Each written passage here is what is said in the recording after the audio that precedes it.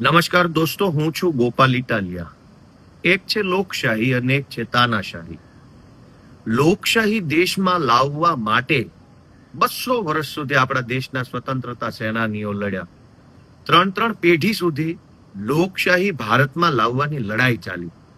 એનો સીધો અર્થ એમ કે લોકશાહી કોઈ એવી વસ્તુ નથી કે એક ઝાટકે આવી જાય. આજે સવારે ચાલુ કરો કામ ને રાત સુધીમાં આવી જાય એવી વ્યવસ્થા નથી. લોકશાહીને લાવવા માટે ગાંધીજી, એમના પહેલાના, એમના પછીના બધા જ મહાપુરુષોએ 200 વર્ષ સુધી અંગ્રેજો સામે તમામ પ્રકારની લડાઈ લડ્યા અને લોકશાહી આવી. બીજું છે તાનાશાહી. તાનાશાહી પણ એવું નથી કે રાતોરાત આવી જાય. આવતીકાલે સવારે XYZ નામનો વ્યક્તિ વડાપ્રધાન થઈ જાય અને પરમ દિવસથી તાનાશાહી, એવું ન હોય. તાનાશાહી પણ ધીમે ધીમે ધીમે ધીમે ધીમે ધીમે ધીમે આવે છે. જેમ લોકશાહી ધીમે ધીમે આવે એમ તાનાશાહી પણ ધીમે ધીમે આવે. લોકશાહી એટલે શું? કે લોકો નિર્ણય લેશે, લોકો નક્કી કરશે, લોકોનું સારું શું, લોકોનું ખરાબ શું. લોકો બધા જ નિર્ણયો લોકો પોતે લેતા હોય એવો લોકોને ફીલ આવે, એવો અહેસાસ થાય. જરૂરી નથી કે દેશના કરોડો લોકોની સહી હોય સરકારી કાગળ ઉપર. સહી કલેક્ટરની જ હોય, અથવા સહી કેબિનેટ મંત્રીની હોય, કે સહી મુખ્યમંત્રીની હોય. પણ મુખ્યમંત્રી કે વડાપ્રધાન જે કાગળ ઉપર સહી કરે એ સહી મારા વતી છે, હું એમાં રાજી છું, મારી એમાં ખુશી છે, એવો અહેસાસ તો લોકોને થવો જોઈએ. એટલે લોકોનું શાસન એટલે એમ કે સરકાર જેટલા પણ નિર્ણયો લે એમાં લોકોને પોતાની મરજી હોવાનો, પોતાની ઈચ્છા મુજબ સરકારે કર્યું હોવાનો અહેસાસ થવો જોઈએ. પણ લોકોને જ્યારે એવો અહેસાસ ન થાય કે આ નિર્ણય મારા વતી અથવા મને ગમે એવો છે, ત્યારે લોકો વિરોધ કરે, લોકો બોલે, લોકો પ્રશ્ન પૂછે. અને લોકો પ્રશ્ન પૂછે એટલે જ તો લોકશાહી જીવતી ગણાય. જે દેશોમાં લોકો પ્રશ્નો નથી પૂછતા કે લોકો નથી પ્રશ્ન પૂછી શકતા, એ દેશમાં લોકશાહી નથી. અને જે દેશોમાં લોકો ઈચ્છે ત્યારે પોતાની સરકારને ઈચ્છે એવો પ્રશ્ન પૂછી શકે, એ દેશો લોકશાહી દેશો છે. ભારતના બાળકો છેલ્લા 1 મહિનાથી જંતર મંતર ઉપર વિરોધ કરી રહ્યા છે. શાંતિપૂર્વકનો વિરોધ.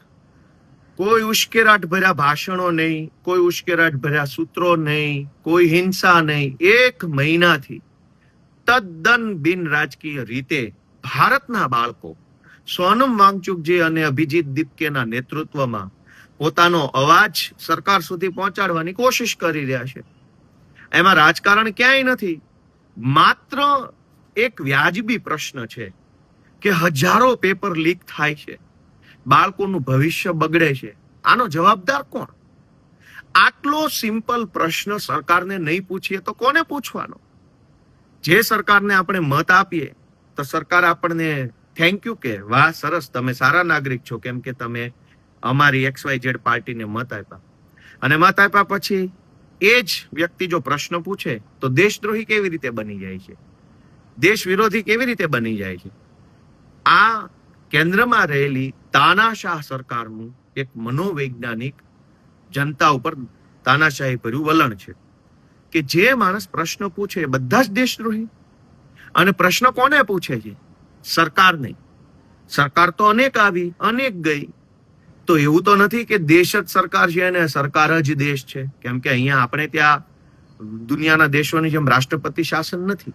અહીંયા સરકાર છે જેને લોકો પસંદ કરે. 1 મહિનાથી નીટ, રીનીટ, અલગ અલગ અનેક પેપર લીક. માણસના જીવનમાં ડોક્ટર બનવું એ કેવડું મોટું સપનું હોય છે. અનેક વિદ્યાર્થીઓ 10માની બોર્ડની પરીક્ષા આપે ત્યારે ઉજાગરા કરે છે. અને માત્ર વિદ્યાર્થી નહીં, એના માતા પિતા, દાદા દાદી, કુટુંબના સગાવાલા પણ ઉજાગરા કરે, મહેનત કરે. એક એક વસ્તુની અંદર કાળજીપૂર્વક ધ્યાન રાખે. હું મારા કુટુંબના અનેક લોકોને જોઉં છું કે જેના બાળકો 10મામાં હોય ને ત્યારથી ઉજાગરા કરે. શું કામ? કે 10મામાં સારા ટકા આવે તો 12મામાં સાયન્સની અંદર સારી સ્કૂલોમાં, સારી જગ્યાએ મેડિકલ સાયન્સમાં એડમિશન મળે. હવે મેડિકલ સાયન્સમાં એડમિશન મળ્યા પછી 11મું 12મું 2 વર્ષ સુધી આખો પરિવાર ઉજાગરા કરે. શું કામ? કે જો સારા ટકા આવે તો નીટની અંદર સારા માર્ક્સ આવે તો આને કોઈ સારી મેડિકલ કોલેજની અંદર એડમિશન મળે ને આપણો છોકરો ડોક્ટર બને. 10મું 11મું 12મું નીટ 3 4 વર્ષ સુધી માતા પિતા ઉજાગરા કરે, આખો પરિવાર ઉજાગરા કરે એક છોકરાનું સપનું પૂરું કરવા માટે, અને ફટ લઈને પેપર ફૂટી જાય અને 21 છોકરાઓ પેપર લીકના કારણે અથવા નીટ રીનીટના કારણે આત્મહત્યા કરી ચૂક્યા છે. આપણા દેશના 21 બાળકો વિદ્યાર્થીઓ આત્મહત્યા કરી જાય, એનો જવાબદાર કોઈ નહીં, કોઈના માથે એનું પાપ નહીં. એ કેવી રીતે ચાલે? નીટની પરીક્ષા અને પેપર લીકની વિરુદ્ધમાં જંતર મંતર પર ઉપવાસ ઉપર બેઠેલા બાળકોએ જ્યારે સરકાર સુધી વાત પહોંચાડવા પાર્લામેન્ટ માર્ચ કરી, એ પણ શાંતિપૂર્વક હતી. એમાં કોઈના હાથમાં તલવાર, ધોકા, લાકડીઓ, તીર, ભાલા, બરછી કઈ નહોતું. ખાલી હાથે સ્લોગન સાથે મુઠ્ઠી ભીડે લઈ, હાથ હતા મુઠ્ઠી ભીડેલા, સ્લોગન મારતા હતા, ઇન્કલાબ જિંદાબાદના નારા બોલતા. એની ઉપર પેલેટ ગન મારવામાં આવી, પેલું સુયા વાળા દંડાઓ મારવામાં આવ્યા, ધોકા માર્યા. આ તો આપણા દેશના બાળકો છે. આ કોઈ કઈ પાકિસ્તાનના નથી કે આ કોઈ બીજા દેશના નથી. આપણા જ દેશના બાળકો પેપર લીકનો ભોગ બને, આપણા જ દેશના બાળકો આત્મહત્યા કરે, અને આપણા જ દેશના બાળકો આપણા જ દેશની સરકારને પ્રશ્ન પૂછે તો આપણા જ દેશની સરકાર આપણા જ દેશના બાળકોને ધોકા મારે. એ જ તો તાનાશાહી છે. અને આ તાનાશાહીની સામે લડવું એ કોઈ પાર્ટીની નહીં, દેશના એક નાગરિકની જવાબદારી છે. હું ગુજરાતભરના સૌ લોકોને, વડીલોને વિનંતી કરું છું કે આ લડાઈ ભાજપ સામે કે વડાપ્રધાન સામે નહીં, આ લડાઈ તાનાશાહીની સામે છે. તાનાશાહીની સામે નહીં લડીએ તો ધીમે ધીમે આપણે બધા ગુલામી તરફ ફેંકાઈ જશું. અને માત્ર પેપર લીક નહીં, ખરાબ રોડ રસ્તાઓ, યુનિવર્સિટીનું બખડ જંતર તંત્ર, સરકારી દવાખાનાની બખડ જંતર હાલત, પોલીસ સ્ટેશનોમાં ફરિયાદ ન લેવી, હજારો પ્રશ્નો આપણે એનો સામનો કરવો પડશે. એટલે તાનાશાહી સામે લડવા માટે સૌએ આગળ આવવું એ સૌની ફરજ છે. હું સૌને અપીલ કરું છું કે કશું ન કરી શકો તો એક વોટ્સએપ કે ફેસબુકનું સ્ટેટસ તો મૂકો. આ દેશ આપણો છે, કોઈ ભાજપનો કે કોંગ્રેસનો કે કોઈ પાર્ટીનો આ દેશ નથી. દેશ આપણો છે. પાર્ટી તો આજે છે કાલે નહીં હોય, નેતાઓ આજે છે કાલે નહીં હોય, દરેક નેતા મરી જવાના છે. દેશ અને આ સમાજ વ્યવસ્થા અખંડ છે, અમર છે. આ વ્યવસ્થા જળવાઈ રહે, લોકશાહી ટકી રહે, એના માટે એક ફેસબુક ઉપર કે વોટ્સએપ ઉપર કે તમારા સોસાયટીના ગ્રુપમાં સમર્થન કરતી, બાળકોને સમર્થન કરતી પોસ્ટો મૂકો.